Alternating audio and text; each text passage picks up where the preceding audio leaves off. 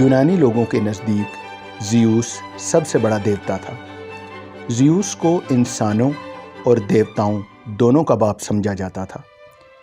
قدیم یونانی لوگوں کا اس بات پر مکمل یقین تھا کہ جہاں ان کے دیوتا نہ ختم ہونے والی قوتوں اور نہ نظر آنے والی قوتوں کو دیکھ سکتے ہیں، وہاں ان میں کچھ خوبیاں انسانوں جیسی بھی ہیں، جیسے حسد، نفرت اور انتقامی جذبات۔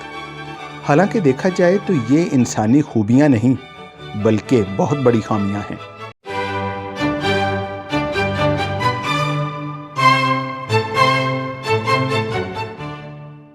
بہرکیف ان دیوتاؤں کو ماننے والوں نے اپنے غلط عقیدوں کو پروان چڑھایا۔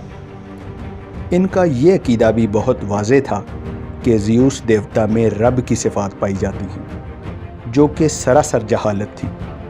اس بات کا حقیقت سے کوئی لینا دینا نہیں تھا۔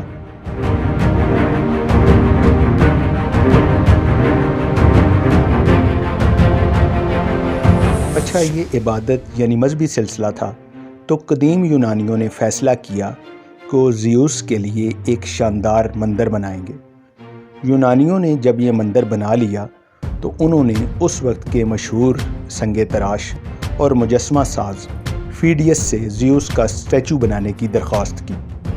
اس وقت فیڈیس ایتھنز میں اپنے کسی بڑے پروجیکٹ میں مصروف تھا، مگر اس نے جب یہ سنا تو وہ فوراً اولمپیا آ گیا۔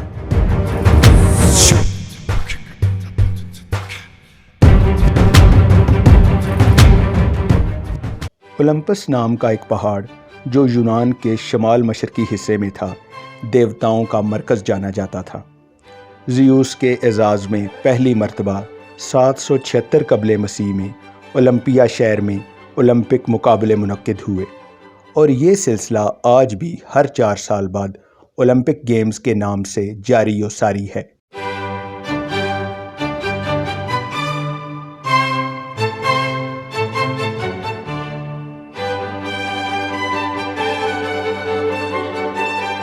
اس مجسمہ کی تیاری تقریباً 433 قبل مسیح میں مکمل ہوئی۔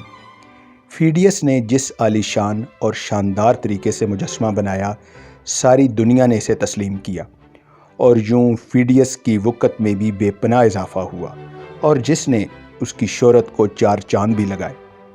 یہ بڑی جسامت والا اسٹیچو 60 فٹ یعنی 18 میٹر اونچا تھا، اور یہ ہاتھی کے دانت اور سونے سے بنایا گیا۔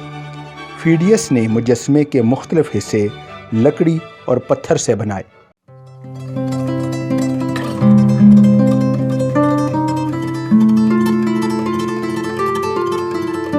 جبکہ ان پر ہاتھی دانت سے کندہ کاری کی۔ مجسمہ کا لباس اور زیورات سونے سے بنائے گئے، اور تاج زیتون کی لکڑی سے بنایا گیا۔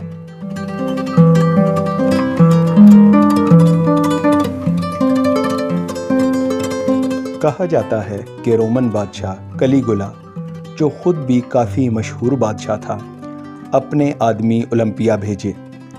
ان کو یہ ٹاسک دیا گیا کہ وہ زیوس کے مجسمے کا سر روم لے آئیں اور اس جگہ اپنے سر کا مجسمہ نصب کریں۔ مگر جب وہ آدمی مندر پہنچے تو مندر کے چاروں طرف خوفناک قہقہوں کی آوازیں آئیں، جن کو سن کر وہ آدمی ڈر گئے اور بھاگ کھڑے ہوئے۔ اب یہ بات سچ ہے یا نہیں، کچھ نہیں کہا جا سکتا۔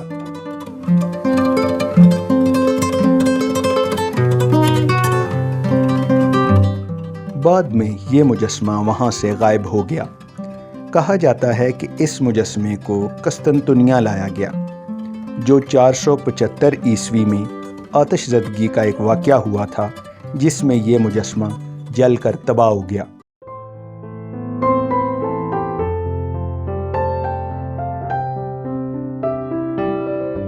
تو ہم مجسمہ کی آرائش کے بارے میں بات کر رہے تھے، تو صنوبر کی لکڑی کا استعمال تخت کے سلسلہ میں کیا گیا، یعنی زیوس کا شاہی تخت صنوبر کی لکڑی کا بنایا گیا۔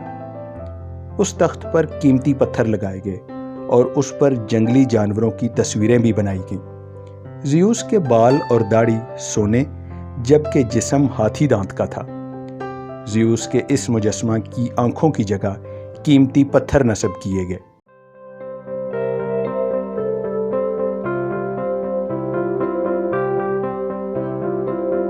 زیوس کے دائیں ہاتھ میں ایک اور مجسمہ نظر آتا ہے جو فتح کی دیوی کا ہے، اور بائیں ہاتھ میں ایک عصا یعنی چھڑی ہے جس کے سرے پر عقاب بیٹھا ہے۔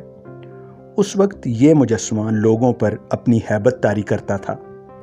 مجسمہ کی جگہ پر جو کندہ کاری کی گئی ہے اس سے صاف پتہ چلتا ہے کہ زیوس کے بال لمبے، مونچھیں نوکیلی اور داڑھی گھنی تھی۔